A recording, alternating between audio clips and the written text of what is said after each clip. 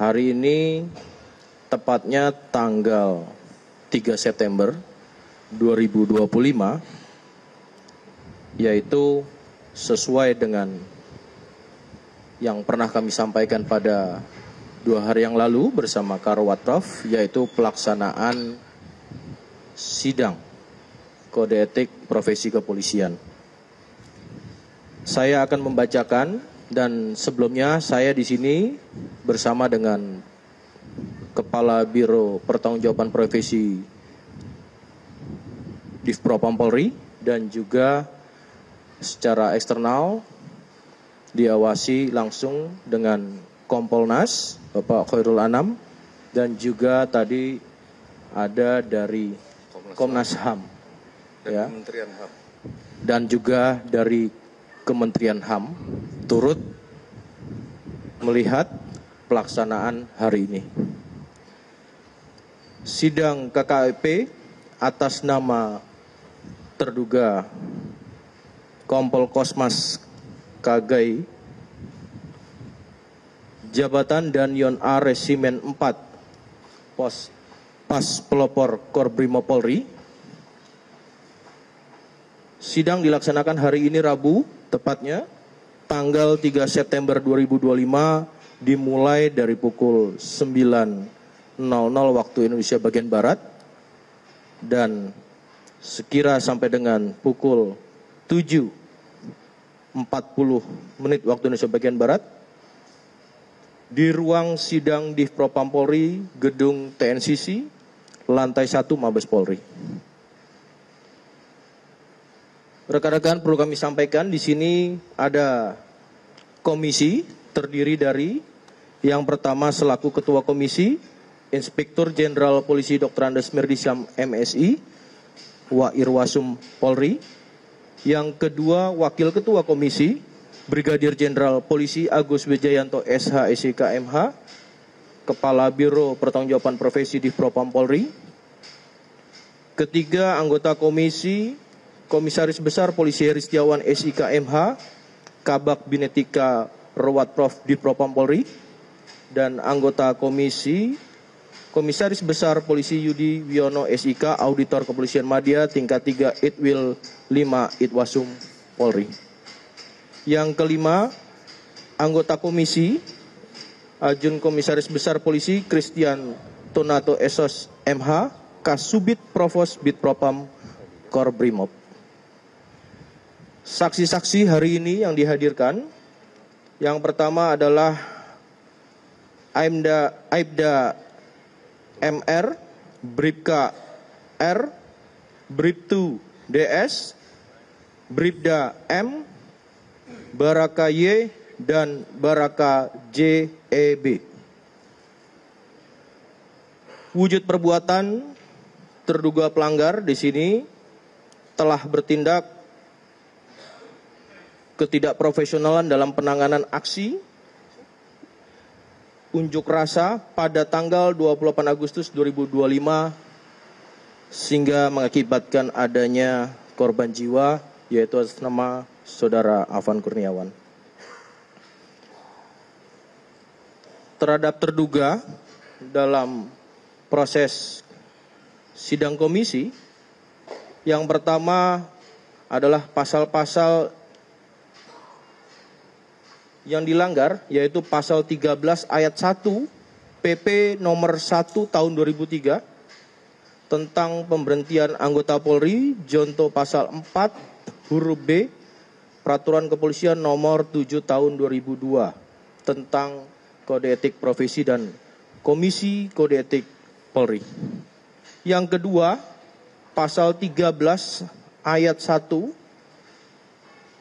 Peraturan Pemerintah nomor 1 tahun 2003 tentang pemberhentian anggota Polri, jonto pasal 5 ayat 1 huruf C Perpol nomor 7 tahun 2022 tentang kode etik profesi dan Komisi Kode Etik Polri. Ketiga, pasal 13 ayat 1 PP nomor 1 tahun 2003 tentang pemberhentian anggota Polri, jonto pasal 8 huruf C angka 1 Peraturan Kepolisian Nomor 7 Tahun 2022 tentang Kode Etik Profesi dan Komisi Kode Etik Polri.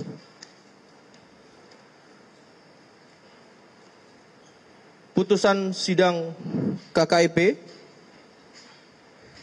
hari ini yang pertama kami sampaikan sanksi etika, yaitu perilaku pelanggar dinyatakan sebagai perbuatan tercela. Kedua, sanksi administratif berupa penempatan dalam tempat khusus selama 6 hari terhitung mulai tanggal 29 Agustus sampai dengan 3 September 2025 di ruang Patsus Biro Provos Divpropam Polri, dan penempatan khusus tersebut sudah dijalani oleh pelanggar. B, dalam sanksi administratif, pemberhentian tidak dengan hormat sebagai anggota Polri. Itu rekan-rekan yang dapat kami sampaikan hasil daripada sidang Komisi Kode Etik pada hari ini. Kami juga di sini bersama Kompolnas. Nanti teman-teman juga bisa mendapatkan gambaran bagaimana proses ini berlangsung sejak pukul 9 tadi. Maka itu kami persilakan dari pihak pengawasan eksternal tentu bisa menyampaikan kepada teman-teman media. Kami persilakan. Ya, selamat malam semua. Assalamualaikum warahmatullahi taala wabarakatuh. Yang pertama-tama seperti yang kita dengar tadi, ya ada satu proses dari jam 9 pagi lebih sampai barusan kita 15 menit atau 10 menit yang lalu mendengarkan putusannya. Satu proses yang cukup panjang, ya, yang menurut kami dengan pendalaman yang komprehensif gitu ya. Tidak hanya melihat di titik kejadian seperti yang sudah tersebar di berbagai video, tapi juga ditarik konteks apa yang terjadi sebelum tempat-tempat kejadian. Ya, soal kerumunan, masa aksi, soal tempat-tempat vital dan sebagainya itu tadi diurai. Soal juga bagaimana pengendalian rantisnya dan sebagainya juga tadi diurai. Yang menurut kami penguraian secara substansi cukup komprehensif, ya faktualnya diurai, juga bagaimana proses berjalannya rantis itu sampai sendirian juga diurai. Ada konteks di situ. Nah, menurut kami dengan proses kayak begitu bagus. Masing-masing stakeholder ya, ada majelis, ada penuntut, juga ada pembelanya, itu juga mencoba untuk berinteraksi yang menurut kami kinerjanya profesional sampai mendapatkan putusan PTDH. Dan ini jadi sangat penting karena kami Kompolnas mendengarkan langsung apa yang disampaikan oleh keluarga korban kepada Pak Kapolri, kepada kami dan kepada Pak Kapolri secara langsung bagaimana keadilan, dan ini salah satu jawaban penting dalam proses itu. Ya, memang ini masih proses etik. Kemarin sudah diputusin gelarnya diteruskan kepada proses pidana. Itu yang pertama. Yang kedua yang nggak kalah penting adalah tadi dinyatakan terduga ya diputuskan PTDH, tapi masih mikir untuk apakah beliaunya banding ataukah tidak. Nah, kami menangkap dalam dua konteks seperti ini.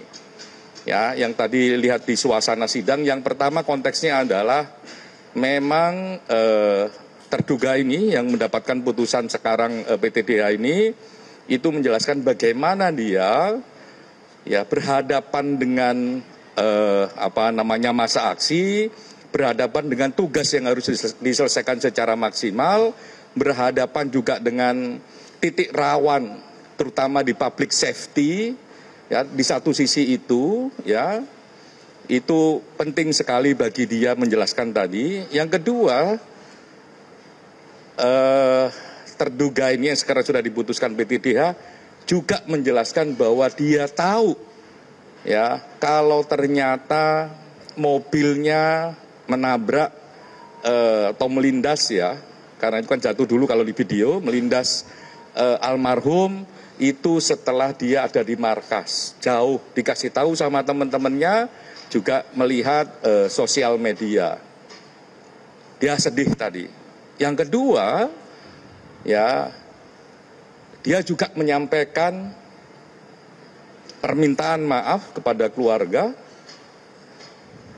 bela sungkawa terhadap keluarga, ya, yang dia memang nggak ngira.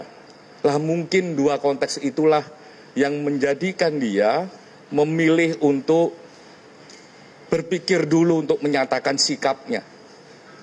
Dia akan berdiskusi dulu katanya tadi sama pihak keluarganya, sama istri dan keluarganya. Nah, dia mau berdiskusi itu. Karena memang di sisi yang lain dia merasakan bagaimana tanggung jawab tugasnya. Di sisi yang lain dia juga menyatakan kesedihannya, bela sungkawanya terhadap keluarga korban. Ya, permintaan maaf tadi sempat 2 kali gitu disampaikan, mohon maaf, bela sungkawa terhadap keluarga korban. Menurut kami ini sikap yang sangat baik gitu ya. Tinggal memang harus kita refleksikan bersama-sama. Kebebasan berekspresi memang dilindungi, tapi jangan dengan cara-cara yang tidak damai, dengan cara-cara yang kekerasan, dengan cara-cara yang anarkis. Tapi sekaligus kita memang berharap petugas-petugas kita semakin lama semakin profesional, semakin humanis dan sebagainya. Lah, terduga pelanggar ini sekarang PTDH, analisa kami memang sedang merenungkan itu, ya, tindakan yang humanis, ya, dan sebagainya, sehingga dia memilih waktu untuk berpikir dulu untuk menyatakan apakah mau banding ataukah tidak. Walaupun ya saya misalnya kami di Kompolnas, saya yang dulunya di Komnas HAM memahami betul bahwa itu adalah hak. Ya. Dia nyatakan sekarang pun juga tidak apa-apa karena itu hak. Tapi dia mau merenungkan, ada satu bahasa kemanusiaan yang ingin dia sampaikan, ada bahasa pendekatan humanis yang juga dia sampaikan.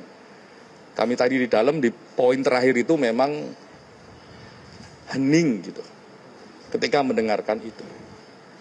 Mungkin itu, terima kasih. Terima kasih Pak Anam. Itu rekan-rekan yang bisa kami sampaikan untuk pada kegiatan hari ini. Saya rasa cukup. Ya, terima kasih rekan-rekan atas perhatiannya. Saya tutup. Assalamualaikum warahmatullahi wabarakatuh. Cukup ya.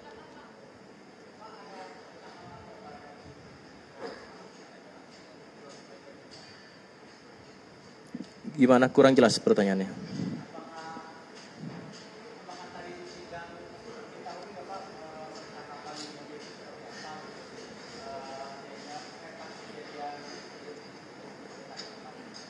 Oh, baik. Nanti langsung pengawas tadi dari mulai awal sampai akhir. Oke. Jadi tadi juga ada pemeriksaan, ya, apa yang terjadi di dalam mobil tersebut. Ya, kenapa kok bisa maju, kenapa sendirian, apa yang dirantis itu, termasuk apa saja yang ada di rantis, termasuk posisi tempat duduknya model kayak begitu, mereka di mana saja, ya, apa yang harus mereka lakukan, terutama di titik memang dekat objek vital, terus merangsek ke depan, itu tujuannya apa, bagaimana rantai komandonya di level rantis, itu ada dan diperiksa. Itu ya.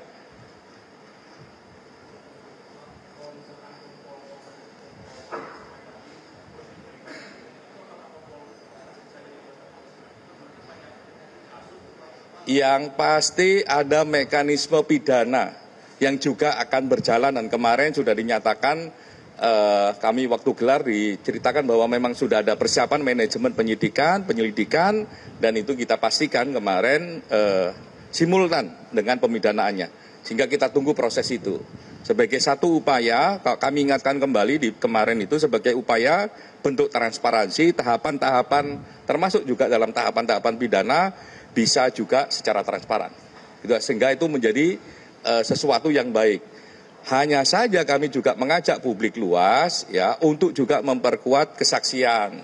Kalau ada kesaksian, ada informasi, silakan datang ke kepolisian, ke reskrim. Kalau enggak melalui Kompolnas. Kalau ada rekaman-rekaman juga yang terjadi di lapangan dan sebagainya, juga mohon diberikan kepada kepolisian sebagai upaya penegakan hukum dengan informasi yang jauh lebih komprehensif.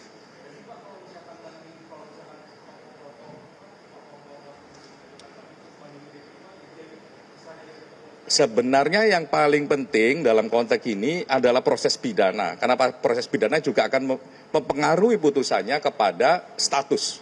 Gitu ya. Jadi ini tidak hanya berdiri di soal etik tapi juga soal pidana. Nah, saya kira informasi-informasi dari publik luas, karena itu kan terbuka, banyak orang yang pakai HP dan sebagainya, itu bisa diberikan sebagai satu bentuk untuk memperkuat informasi sehingga komprehensif. Yang kedua, yang nggak kalah penting, mekanisme pidana selalu terbuka. Semua teman-teman bisa ngecek, bisa meliput dan sebagainya. Mungkin itu. Dalam kesaksian video tersangka yang diperiksa itu, ada nggak sih yang terungkap dari rantis tersebut? Ada mungkin ada basecamp di dalam rantis yang nantinya bisa meringankan tuntutan kepada para terdakwa? Yang pasti tadi mulai dari apa yang terjadi di rantis antar mereka bertujuh, sebelum mereka sendirian, kalau kita lihat di video sendirian, itu juga didalami, termasuk di titik mana yang menurut mereka juga rawan. Ya, di objek-objek mana rawan dan situasi aksinya yang begitu banyak gitu. Makanya ya penting ini informasi yang bisa didapat oleh publik berupa video dan sebagainya bisa dimasukkan menjadi bagian dari penegakan di hukum pidana. Gitu? Saya rasa cukup tadi ya, menjelaskan. Cukup. Ya.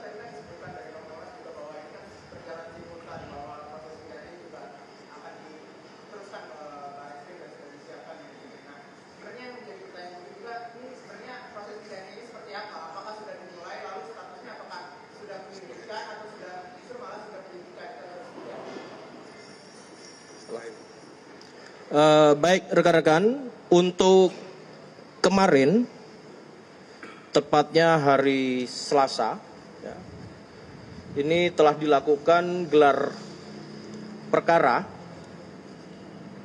yang tentunya juga kemarin sudah disampaikan oleh Pak Saurlin dari Komnas HAM dan Pak Khairul Anam dari Kompolnas. Ini telah dilaksanakan gelar perkara gabungan di mana ada pihak internal dan juga lingkupnya melibatkan pengawas eksternal. Yang pertama dari Kompolnas dan Komnas HAM RI. Untuk internal ini sudah juga dilibatkan turut serta.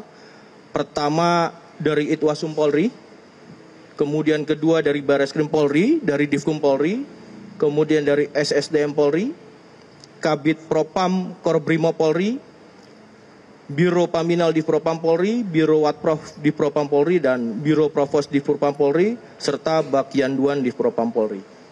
Dalam materi gelar sudah disampaikan kemarin dari pihak eksternal, baik Kompolnas maupun Komnas HAM, tentu hasilnya di mana terhadap kedua terduga pelanggaran berat yang kemarin disampaikan, ini terdapat unsur melakukan tindak pidana.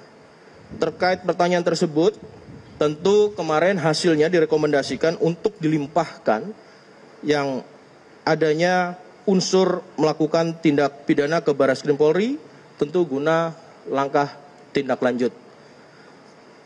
Dan pelimpahan sejak kemarin tentu akan diawali oleh Bareskrim untuk menindaklanjuti hal tersebut.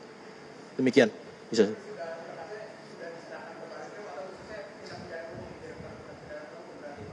Secara satuan kerja tentu Divpropam kepada Bareskrim Polri. Ya. Cukup, rekan?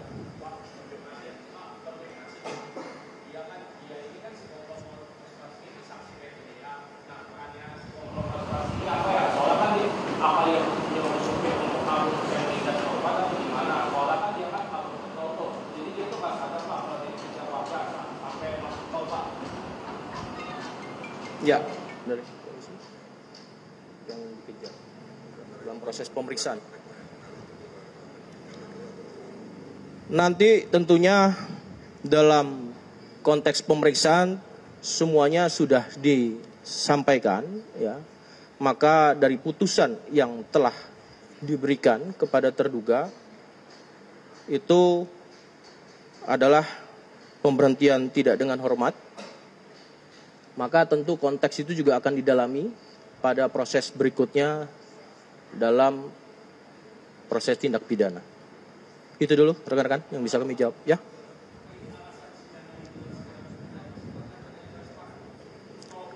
Ya. Rekan-rekan, secara transparan dan akuntabel tadi kami sampaikan telah diikuti secara seksama dari pihak eksternal, baik itu Komnas HAM, kemudian dari Kementerian HAM, dan juga dari Kompolnas.